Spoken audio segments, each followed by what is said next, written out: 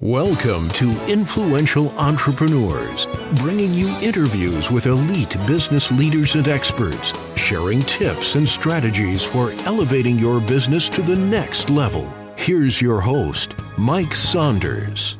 Hello and welcome to this episode of Influential Entrepreneurs. This is Mike Saunders, the Authority Positioning Coach. Today we have back with us Bill Wilson, who's the President and CEO of Wilson Financial Group, and we'll be talking about estate planning. Bill, welcome back to the program. Well, hi, Mike. Thanks for having me. Hey, I'm sure that estate planning is a topic we can get done in about a 4-day seminar and still have many more hours to go. So I know we want to hit this from a 30,000-foot view, and I know that there's probably some legal aspects that you will be saying, I'm not an attorney and I don't play one on TV, but here are some things we need to keep in mind and work with attorneys. So get us started with, where do you begin the conversation with your clients about estate planning? When should they start thinking about putting some of the estate planning tactics in place? Well, I'll give you a good example. I sat down with a couple in my office out here in Scottsdale, and I was a couple out in Tucson. So it was he reached out to my website, and we met at my office in Scottsdale, and I would just go through my normal fact finder, normal questions and that, and I asked, well, do you have a will? And he kind of looked down and said, no. So he had no will, no trust, no powers of attorney, nothing. I said to him, well, you realize you're playing Russian roulette. He said, what do you mean? I said, well, you have a crystal ball, how long you're going to live? Do you know, if something was to happen? What if you become incapacitated? You have no documents, and even though you're married, you're going to have to go to court. So what I find with people is that, we should do planning when it comes to retirement. Well, you got to do some planning when it comes to estate planning. And so I'm a firm believer, if I'm sitting down with somebody for the very first time, if they don't have a trust, I stop the presses right there. And most likely, this guy, all his life, raising children, 3 girls, no will, nothing. Okay. And as I sat down, eventually met him the first time, just him and I, but then my second appointment was his wife, and his wife was relieved in the fact that our first part of our conversation wasn't his investments. It was about trust work, getting a trust done for. He has a home. When we have, as we grow up as kids, we have toys everywhere, and our parents say, put your toys back in the box. Well, all a living trust is, very simply, is a separate entity. Life still goes on as you know it, but you're going to take your assets and put in this box called a living trust. And you are the grantor, you are the trustee of that trust. You'll have successor trustees to step in when something happens to you. You have 5 documents. You have a trust document. You'll have a pour-over will. You'll have powers of attorney for both property and healthcare. And you have a living will. And I'm not an attorney, but I facilitate getting with an attorney to pull those documents together. And I like to keep it as simple as I can for people and not be inconvenienced. They can stay at home, and everybody comes to them. I have I do an application, goes to this company out of California. They send it to the attorney that's locally in that state. That attorney then would call that particular client of mine, go over everything in the application, and then develops the documents, and the notary shows up at their door. And so everything is done. They don't have to, it's not inconvenience. They don't have to worry about the meter running on the attorney. The attorney has a set price, and those documents are there and gives peace of mind the family members that, hey, something, God forbid, happens, that trust is there to protect probate, to avoid probate, I should say. And to, if you become incapacitated, that, you've got people that can step in. You don't have to have the court assigning a conservator. So it's just again, like, long-term care is important when it comes to your health. Well, proper estate planning is important to avoid probate and avoid some problems that could come up by not just doing proper estate planning. Yeah.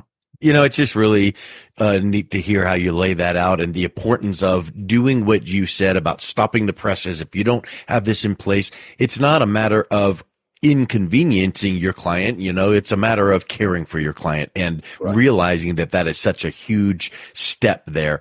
From what you have put together in working with clients, I know you've seen this over the years. What are some of the biggest mistakes you see people make? Well, when you have an IRA account, you certainly want to have a beneficiary. And so Oh I yeah. make sure if I'm sitting down with somebody, I'm just kind of looking at existing assets, what kind of beneficiary designations have they set up on that? Very important. Our tax laws have somewhat changed a little bit now where, the RMD now has gone from 70.5 to 73, where you have to start taking money out whether you like it or not. Unfortunately, the stretch is certainly taken away. So children have to literally deal with having to pay the taxes on that stuff. So, but I make sure to get the proper beneficiaries. Normally, be the wife first, and of course the children second as a contingent. If they have annuities are non-probatable. But again, beneficiary information, whether it's an individual or it could be a trust to be the beneficiary. So the key thing I find, life insurance policies, annuities, brokerage accounts, what do you have for beneficiaries? Bank accounts you might have paid on death or transferred on death. But again, if we're setting up a trust, it would be the trust that would own that CD. It would be the trust that would own that a non-qualified brokerage account. It'd be the trust that would be maybe the contingent beneficiary. They didn't want to have children be the contingent. The wife would be the primary, but the trust then would distribute those assets to their loved ones. So it's just proper designations, and if the trust is going to be involved, we make sure that that everything that they want done is handled in a very short term, very private manner. You bring up an interesting point that made me think of something because, I've heard out there, a horror story is, oh, this person passed away and intended their, fortune to go to this person, but all of a sudden that was their, ex-wife. So how often do you recommend reviewing your beneficiaries and trustees? Because what if all of a sudden you just don't, review that, Right. and now all of the things are going to the wrong person? Well, that has happened. People get Yeah. disinherited, sometimes not even intentionally, just Mm-hmm. because of they get life gets busy. Let's be honest, we get busy and we get we have all the intentions in the world of changing things, but nobody sits down and gives you a proper roadmap. So yeah, absolutely. If if you've got divorced and you haven't taken to change beneficiaries, that can certainly be a wake up call. And unfortunately, it's not good news when you're finally settling the state and all of a sudden things are not going the way you want to. As we take different generations, our parents would probably have a will, but trusts today, living trusts, are not just for the rich and famous. I think today, as I sit down with people, most people now, if nothing else, they know what a living trust is all about. And it's like the old oil filter commercial, Fram. Pay me now or pay me later. Yep. Attorneys that believe in probate, well, yeah, a couple $100. Here's a will, and you think, well, I've done my estate planning, but not really, because that attorney knows sooner or later, even if that attorney retires, and maybe has a family member step in, there's a whole just file cabinets full of wills that are going to get probated, and now you're going to find yourself spending far more money on a probate process, anywhere from 5 to 8% of the entire value of the estate, compared to spending a little bit to set up a trust. That's the pay me now or pay me later routine. Yep. So Yep, absolutely. 100%. Yeah. And I know that you say that all of this is for anybody really, but I know that some of these estate planning things come into more play when it's an affluent family. What are some of the things, and maybe some of the wealth amounts that would trigger, okay, you're over this much in your estate. Here's now some extra things, since you're considered an affluent family, that you should be considering that go beyond just the basic, maybe living trust, that kind of thing. Well, you might have some AB language. There's the unified credit exemptions. I mean, today it's like $13,610,000. Well, you take a husband and wife, that's, it's 26 million, right?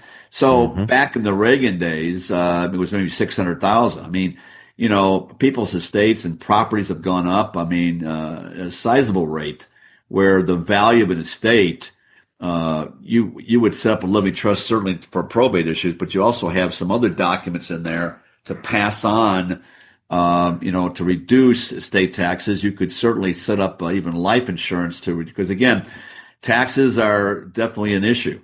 I really believe when it comes to financial planning, you've got to focus on doing proper strategy for health challenges. You also need to be doing some proper planning when it comes to taxes, because taxes can change, administrations change, and tax brackets can change. And so having an estate you've worked hard for, and maybe especially when it comes to real estate property, or even different stock accounts, being able to pass that on. Proper estate planning can certainly help reduce the taxes that would be due upon death. And I think that that is a loaded question or a deep question, like, reducing taxes. Is there some, without getting into the weeds, is there a specific type of strategy that you could give us an example of that would, illustrate, passing some of that wealth on to your heirs with tax benefit? I mean, we can never, ever eliminate taxes, but what are some of those things to keep in mind? Maybe, charitable, remainder trust, things like that. Well, you certainly can. If you have a certain charity that you want to get involved with, you certainly could do that. And there's some good tax deductions there. Just tax planning. I can sometimes be all things to all people. So if I have somebody who's got a tax issue, I'm going to lean on people. That's what they do for a living. Not just preparing tax returns, but I'm talking about proper tax planning. It's like the old saying, it's not what you make that counts, it's what you keep. And so, proper planning, like understanding, the Augusta rule. When you think about Augusta, if you're a golfer, it's the Masters, right? But there's an IRS ruling, just when it comes to planning in that, where you can actually take advantage of the Augusta rule. And because the homes that are around that golf course, there are certainly pros and people renting, from those people, right? And there's certain deductions with that. And especially some of the deductions that can certainly be taken advantage of our current administration right now, and solar type deductions that the administration had to give up a little bit on for the tax bill that they passed. And so the key thing is having somebody that understands taxes and can sharpen the pencil and think outside the box legally, ethically, but get it done properly where people can reduce it. Because again, it's not what you make that counts, it's what you keep. So as I sit down with people, if it's somebody who's very affluent, has done very, very well, well, then I'm going to certainly be looking at tax strategies and hope that the people they are surrounding themselves with are thinking outside the box. And if they're not, we're going to be introducing some strategies that can. We've talked about before about, how often to review your retirement plan. It should be consistent because there could be tweaks. What about the estate plan? When you put some things into place, how often should some of those things be reviewed, as well as what are some of the triggers that would make you think maybe we need to tweak it? Like, what if there was a marriage or a divorce, or if you owned a business, you changed ownership, or there could be a lot of things that go into, updating or tweaking your estate plan. Well, when I sit down with couples and we're setting up a trust, again, my crystal ball's no better than theirs of 10 years from now, 20 years from now. You might have, you're happy having your children get married and have grandchildren, but, marriages can also change, right? All of a sudden you have an in-law now becomes an outlaw. We kind of joke around with that, but that can happen. So you've got to make some adjustments with that. And this is where,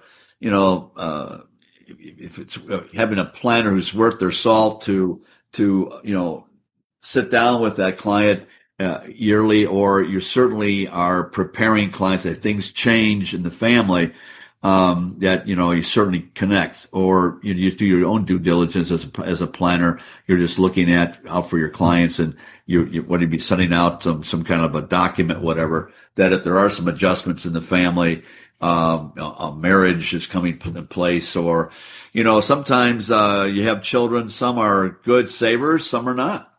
And, you have some spendthrift, language in there. And so, sometimes if you have children, sometimes I'll ask the parents, of the 3 kids, who's the best when it comes to handling money? And, in some cases, it could be the youngest, could be the oldest. I've had situations where it's not the kids at all. It's going to be an institution called a bank, which will outlive them all, right? And let the bank handle that. So, it's just proper planning of that and staying in tune with your clients. I think one of my pet peeves is that I am not a person that once we sit down, you're not going to hear from me anymore. You're going to hear from me, if nothing else, depending on the investments, at least twice a year. If nothing else, at least once a year, I'm reaching out. And that's one of my strengths. I make sure I'm connecting with people, and whether I met them through doing a trust, whether I met them through doing a retirement plan, I'll make sure that the entire circle, when it comes to tax planning, estate planning, investment planning, all of that is all important to get people through retirement. I know that you mentioned legal documents and different things like that, and attorneys and things like that, and you've got recommendations. Do you ever have a client that comes to you that says, look, I've got my own attorney and I just want them to get, updated on what we're doing here? Do you work with your clients' attorneys and make sure that they can get folded in, or is it something that you have to work a special program through your contacts? Well, I don't have any particular attorney I'm working with. I work through a company out of California that has a battery of attorneys, and the reason why they do that is because they don't want people to be taken advantage of. There's some attorneys that would charge a ridiculous amount of money to set up a trust. If I have people that already have a trust, but how long has that trust been around? Have laws changed in that particular state? Every state has its own laws when it comes to probate. And so there might be some amendments taking place. Is that attorney who drafted the document initially still around? With the attorneys that I deal with that are here, will they? They're certainly going to look at that document. So there's no cost for a review. But some attorneys putting their name on an amendment, they might want to make an adjustment on everything. So it all comes back down to how long has that trust been around? Have laws changed? What can be done with the existing trust without costing a whole lot of money to make some amendments? Or do we have to make some adjustments where we have to do the trust all over again because now family situations have changed? Maybe the husband or wife wants certain distributions to go to a charitable organization, or maybe to put it into a trust account because maybe one child is just a spender and they want to make sure there's money there. Or you have a child that's got some special needs. You want to be able to have language in that. So there's a lot of factors that could take place when it comes to estate planning. And as I sit down with people, those are questions I ask from the get-go as I'm taking sort of a inventory of what they've done before they've met me and where they want to go now. Yeah, I love it. Well, Bill, once again, it's been really enlightening to hear your perspectives on this topic of estate planning. If someone is interested in reaching out and connecting with you, what's the best way that they can do that? They can reach out on my website. Just go to wilsonfinancialgrp.com. I have a library of videos for education, especially on living trust and estate planning. And they're free and they're short and they get to the point. They talk about a problem and a solution. Or they can give me an office call at 480-220-3449. That's 480-220-3449. Excellent. Well, Bill, thank you so much for coming back on. It's been a real pleasure chatting with you. Thanks, Mike. You have a great day. You've been listening to Influential Entrepreneurs with Mike Saunders. To learn more about the resources mentioned on today's show or listen to past episodes, visit www.influentialentrepreneurssradio.com.